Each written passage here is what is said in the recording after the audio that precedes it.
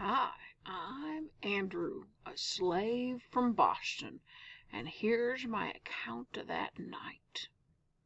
I heard the bells ring and I went to the gate. I stayed there a little and saw Mr. Lovell coming back with his buckets. I asked him where was the fire. He said it was not a fire. Numbers of the boys on the other side of the way were throwing snowballs at the soldiers. The sentinels were enraged and swearing at the boys. The boys called them lobsters and bloody backs and hollered, "Who wants to buy a lobster?"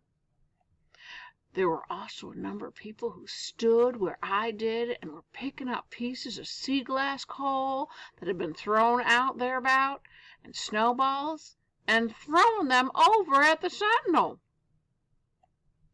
I went to cross over to where the soldiers were, and as soon as I got a glimpse of them, I heard somebody huzza and say, "Here is old Murray with the riot act," and they began to pelt snowballs. The first word I heard was a grenadier say to a man by me, "Darn you, stand back." How near was I to him?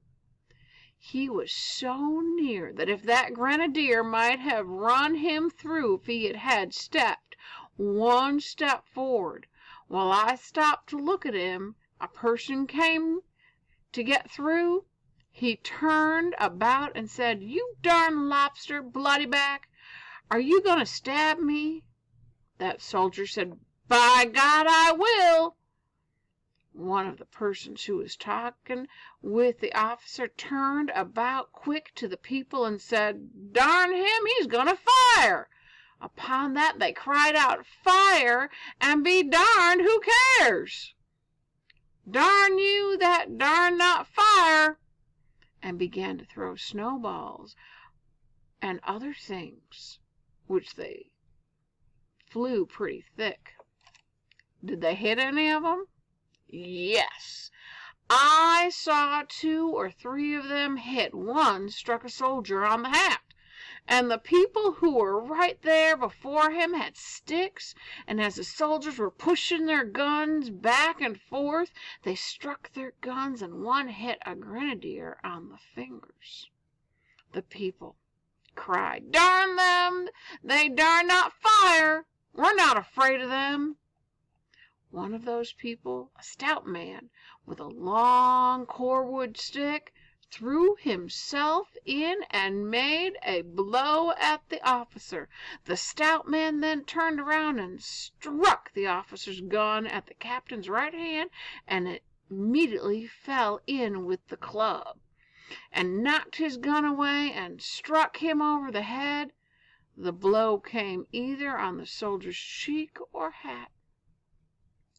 This stout man held that bayonet with his left hand and twitched it and cried, "Kill the dogs! Knock them over!" I turned to look towards the officer, and I heard the word "Fire!" I thought I heard the report of a gun, and upon hearing the report I saw that same grenadier swing his gun, and immediately he discharged it. Did the soldiers of that party, or any of them, step or move out of the rank in which they stood to push the people? No, and if they had, they might have killed me and many others with their bayonets. Did you, as you passed through the people towards Royal Exchange Lane and the party, see a number of people take up any and everything they could find in the streets and throw them at the soldiers? Yes, I saw 10 or 15 around me do it. Did you yourself? Yes, I did. After the gun was fired, where did you go? I ran as fast as I could into the first door I saw open. I was very much frightened. That's my account.